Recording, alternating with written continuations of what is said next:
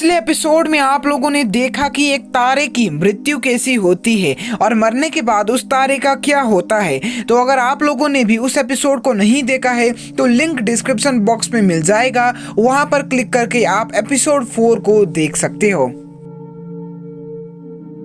अब दूर कहीं मिल्की वे गैलेक्सी के कोने में एक छोटा तारा जन्म ले रहा है। जैसे कि दूसरे तारे बनते थे वैसे ही वो तारा भी हाइड्रोजन और हीलियम के अणु गुरुत्वाकर्षण बल के कारण पास आने से बन रहा है। पर यह तारा मिल्की वे गैलेक्सी के दूसरे तारों से बिल्कुल अलग है, क्योंकि यह तारा और दूसरा कोई तारा नहीं है बल्कि हमारा अपना खुद का सूरज है। कई हाइड्रोजन और हीलियम के एटम एक दूसरे से कंबाइन होकर हमारा तारा सूरज बनाने की प्रक्रिया में तो लग गए, पर हमारे सौरमंडल के आसपास सिर्फ और सिर्फ हाइड्रोजन और हीलियम के अणु ही नहीं थे, बल्कि कई मॉलिक्यूल्स के धूल भी वहां पर मौजूद थे। और अब वो मॉलिक्यूल्स के धूल भी एक दूसरे के साथ गुरुत्वाकर्षण बल के चलते आ रहे हैं और एक नए खगोलीय वस्तु का निर्माण कर रहे हैं, जिन्हें हम प्लैनेट्स यानी कि ग्रह भी कहते हैं। और इसी प्रक्रिया से धीरे धीरे करके ग्रहों का निर्माण शुरू हो गया और अभी तक हमारे सौरमंडल में लगभग 8 ग्रह बन चुके हैं। और उन्हीं 8 ग्रहों के बीच में हमारा ग्रह धरती भी बनना शुरू हो गया, जहां पर हम अभी रह रहे हैं। जैसा कि हिंदी में एक कहावत है कि हमारे हाथ की पांचों उंगलियां बराबर नहीं होती है, तो उसी तरीके से हमारे सौरमंडल के सारे ग्रह एक समान नहीं थे।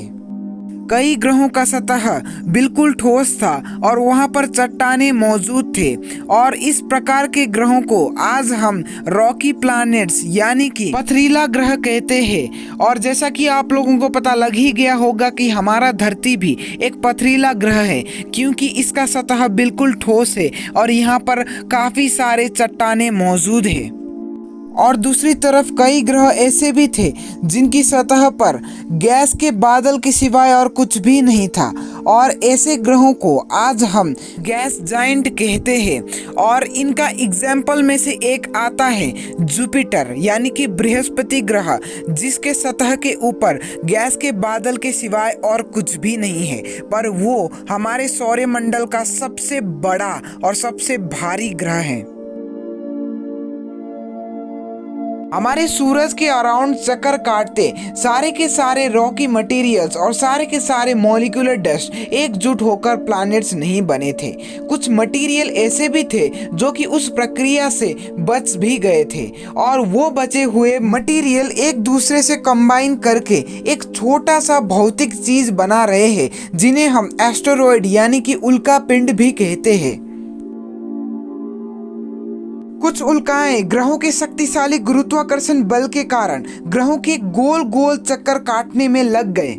ग्रहों के चक्कर काटते हुए वो उल्का एक दूसरे उल्का के साथ टकरा जाता है और एक बड़े उल्के का निर्माण कर लेता है, जो कि उन दोनों उल्काओं से बड़ा होता है। तो यही छोटे बड़े उल्काएं जब एक ग्रह के आगे पीछे घूमते हैं, तब ग्रह में एक रिंग जैसा कुछ बन जाता है, जो कि बहुत ही ज्यादा आकर्षक और बहुत ही ज्यादा सुंदर होता है। जैसे कि हमारे शनि ग्रह यानी कि सैटर्न ग्रह का रिंग है, वो भी उसी कारण की वजह से बना था। हमारे सौरमंडल के बनने के शुरुआती क्षणों में वातावरण इतने अनुकूल नहीं थे। जगह जगह पर उल्काओं की बारिश हो रही होती थी और ग्रहों का तापमान भी बहुत ही ज्यादा हो गया था।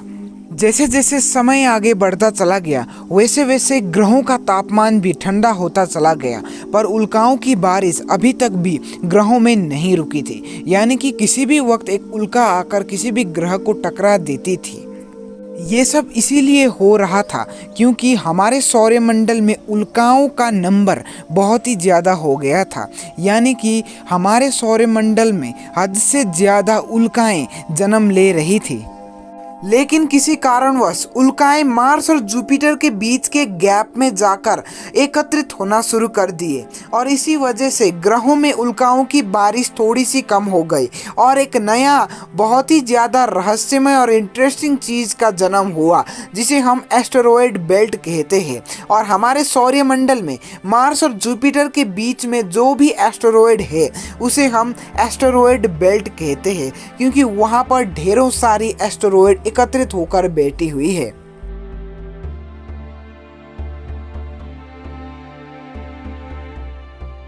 आप जब खुले आसमान में चांद की तरफ देखते हो तब आप लोगों को भी लगता होगा कि यार ये कितना ज़्यादा सुंदर है, मन को बहुत ही ज़्यादा आकर्षण करने वाला चीज़ है ये। पर आप लोगों ने कभी ये सोचा नहीं होगा कि यार ये चांद कैसे बना होगा।